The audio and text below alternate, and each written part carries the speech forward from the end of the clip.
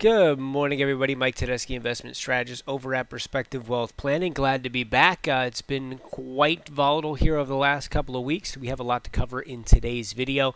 But first and foremost, what I really want to look at is I want to look at the yield curve. I'm sure you've seen a lot of talk about that here this week as the yield curve inverted. And that's when we take a look at the 10-year and the 2-year Treasury, U.S. Treasury notes. And that's the first time that has happened since before the Great Recession there, 2008, 2009. Actually, if you look at the inversion, it has happened preceding all 9 of the previous U.S. recessions. Now, when you hear that, that sounds scary, but the thing to note is on average it takes 15 months from when the yield curve first inverts to when the actual economy is in a recession. So there is some time historically before this plays out, but this has been, the last 9 recessions, the yield curve has inverted before it all 9 times. So it is certainly something to worry about. Now, let's jump back and let's talk a little bit about breadth. We like to take a look at the Nasdaq McClellan Summation Index. We have talked about this a number of times here over the last couple of years in these videos, and we did mention that this was flipping over right here. We have that crossover, and that we were facing some headwinds at this moment. Since then, we have actually crossed and continued to fall. It actually fell below the 0 line, which is a pretty negative way of looking at breadth here, and that is a big headwind that is certainly in place. And this is seen across the market. And another way that we can take a look at breadth is the high-low logic index. And what this is taking a look at is how split the market is. How many names are actually pushing to new highs while how many names are actually pushing to new lows. And what's really interesting when we take a look at this is when the high-low logic index is over 2.75%, which it currently is on the Nasdaq, it has preceded a nasty 1 to 2 month pullback in the Nasdaq very consistently. Historically, about 40% of the time it's red after the 1 month. However, since the year 2000, this has triggered 100% of the time where the market is pulled back over the next 1 to 2 months. So that is something certainly to pay attention to. I do not like split bifurcated markets. It is concerning when only a couple of names are leading us higher. A healthy market has all the baskets kind of going up, and we see good rotation where if something does pull back, money is essentially coming out of one area of the market and flowing into another area of the market. And that is not what we have seen here as of late, and this is certainly something that we have talked about in depth on these videos. So let's jump in here now and let's actually take a look at the technicals here on the S&P 500, and let's really talk about what is going on here. So first off, we had our nice breakout to new all-time highs a month or back or so, and what I had mentioned many times is it looks very good. This could be a multi-year essentially range that this market is traded in, but they got to prove it to us, meaning we have to hold over that breakout line. We actually need to continue to push to the upside for that confirmation to play out. And the concern, of course, was that we would have a failed breakout. Now, failed breakout meaning they push up to new highs, so price does break out, but it doesn't actually stay above that, and it falls immediately back below that range. Now, one of the reasons why you have failed breakouts when we talk about psychology of the market is when you get that breakout to new highs, anybody that was short goes ahead and throws in the towel. And if you're closing out a short position, that means you're actually buying a long position. So that gives some extra push here to the upside. Breakout buyers, people that see the market breaking out, also jump in. And so you have breakout buyers, and then you've got the short covers kind of pushing the market higher. And that gives you that push right off the bat. Now, the big question is do you end up having the staying power? And the way you have the staying power is people continue to buy. And what happens on a false breakout is it peters out. You don't continue to see that pushing to the upside. Eventually, at some point in time, the shorts decide, you know what, I'm going to get back in. And so they add to that selling pressure. And then when you fall below that breakout line, all of those buyers that bought that breakout go, uh-oh, that's where my stop is. I don't want to lose money on this trade, so I'm going to stop out even. Or if it pushes below that level, I'm going to take a tiny loss, and they get out. And so you add back to that selling pressure. And that is what has happened here over the last week or so. Now, we've had a real quick move here to the downside. If you look at a 4-day day move of 6% there on the S&P 500. We have a very strong bounce back of 5% or so. But where did it bounce to? It bounced right into all of our resistance. We didn't get back up over that high ratio, that 2960 zone on the S&P 500. And we failed right at that 10, 20, 50-day moving average zone. RSI here did not continue to push here to the upside, so we didn't get any follow through. And if we take a look here at where we are on the MACD, it is still crossed. It is in negative territory, and the histogram is actually expanding here to the downside. So continuing to see that negative price action movement. Now, if we zoom in and we look at this on an hourly chart, let me go ahead and close all these drawings out so we get a fresh chart for you guys to take a look at. Right, we talk about important levels. Well, there's a very clear important level. It's right here on the chart. You can see it plays out multiple times where price action plays off on that level. We bounced right up into that zone, and that, of course, is where we have failed. One way that some people are taking a look at this right now is we had our pullback. This actually is a potential bear flag, and today with this follow through, if we do take out the lows from earlier in the week, that would give confirmation on that short-term bear flag.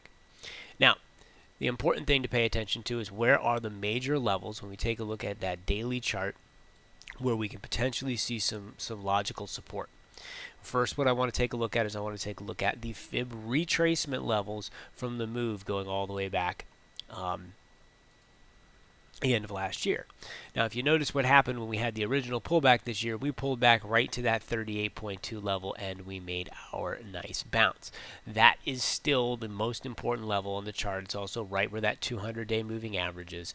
And really, again, remember, price is not a level, it is a zone, and this is my zone of support that I've got right here. Take those couple of lows, take these price action levels, go all the way back to these levels in December, and what we get is really from about that 200-day moving average, essentially that 2,800, back down to that 2720-ish level on the S&P 500. A fall below that, really, there isn't a lot of price action in this zone whatsoever. This is really kind of an open spot all the way back to the lows of last year. The only area that does have some important price actions where we made those bounces in October and in December before we ultimately rolled over last year at 2,600.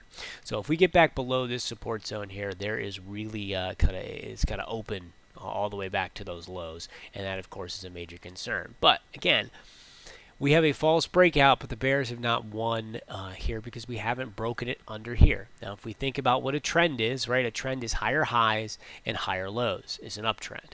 Well, here's our low. Here's our high. Here's a low. Here's a high. Here's a low. Here's a high. Right up here, what do we have? We have higher highs and higher lows. So in order to negate this uptrend that we have in place for this entire year, we have to take out this low that we put in back on June 3rd. If we break below that, we no longer have an uptrend, and that would be the first time where the bears really this year can claim victory for the time being. Now, all of the indexes look very, very similar here when we pull them up here. So the Nasdaq, false breakout, pulled back down, held up a little bit stronger, i.e. a little bit further off its 200-day moving average than the S&P 500, but still same chart, same concept, right? We need to take out, and we've talked about this level before, it's basically that 7,000, just a little bit under that, down low from the end of May on the Nasdaq. And when we take a look in at the Dow Jones here, it is below its 200-day moving average. It closed under the 200-day moving average yesterday. It did go underneath of it in the middle of last week as well off of the initial pullback. So it is weaker than the other two indexes. And if you look at the Dow, we've talked about this a lot. It took a lot longer for it to actually catch up, and it has acted weaker. If we look at here's our low, here's our high, here's our low, here's our high. Our next low is below this. So we actually don't have an uptrend the same way that we have on the rest of the charts where we have higher highs and higher lows. We actually made a higher highs and a lower low last time. And so what happens here is very, very important. If we do put a low in here and we make that bounce, then that uptrend does resume when we have higher lows. And of course, we would have to take out the high to get that uptrend to be reconfirmed again. So the Dow a bit weaker.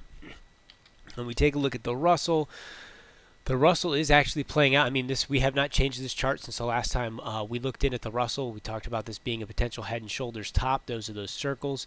And certainly we are back under that 200-day moving average. And look where we are. We're almost back below where we were in May. This has been a leader and led to the downside last year.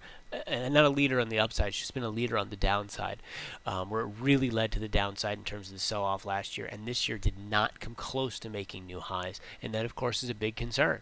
So the Russell is about right now to make a lower low, and if we clear all these drawings out, we take a look at what that would mean. Right, here's a high, here's our low, here's our next high. If we break that, we'd have a lower low, and that would give us a downtrend that would be in play. So this is really important. Again, we've talked so much about the Russell and how that risk on, mid, small cap risk on when they're leading, and it's a risk off type of environment when they're lagging the way that they have. So it certainly is a concern. In order for this market to really pick back up, we're going to need participation from more than just a couple of names. Those breadth readings are going to have to fix themselves, and we're going to have to see these important levels hold. So the takeaway from today's video, guys, yes, volatility is back. It's really choppy. We had a potential false breakout here on the major indexes where we pushed up, looked like we were going to get new highs, and of course, it's geopolitical stuff that is making this happen, but it really doesn't make a difference when you're taking a look at the chart why something is happening. This is the sum total of all the different players in the market, the buyers and the sellers, and this is what they're telling us right now. The important levels to pay attention to on the S&P 500 are those lows from back in May. The end of May, June, same thing on the Nasdaq, and we really do not want to see us fall underneath of that, or that negates that uptrend that we've been in here this year on a technical basis. If the buyers want to claim victory again, we need to go make a new high, so that we have, again, higher lows, higher highs, and really we need to get back up over that 2960 zone and have a legitimate close over it, and continue to push. I hope you guys found this video helpful. As always, have yourselves a fantastic week, and I'll see you guys next week. Take care.